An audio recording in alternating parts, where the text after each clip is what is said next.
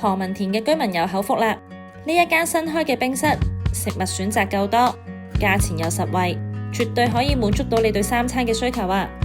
試下呢幾款廚師推介小炒先：蜜椒薯仔牛柳粒，色香味俱全，牛柳粒嫩滑，薯仔外脆內軟，蜜椒嘅甜味恰到好處，甜鹹交融，口感豐富。而招牌冰鎮咕嚕肉就啱晒夏天食啦！咕嚕肉炸好之後，放入冰塊急速降溫，令到外層更加香脆，配合酸酸甜甜嘅醬汁，超級開胃。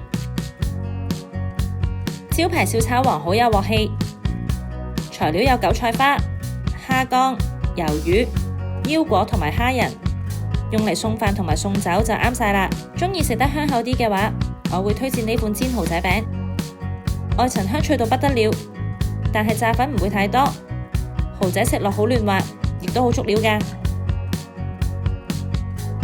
呢度嘅小炒咁出色，唔知煮食嘅味道又係點呢？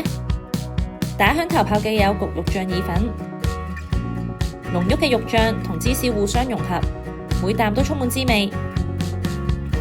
而海南雞夠晒嫩滑，油脂分佈均勻，啖啖滿足，食多幾嚿都唔會覺得油膩。冰室必備嘅咖喱豬扒飯，有2大塊香煎豬扒，配搭特製嘅香濃咖喱汁。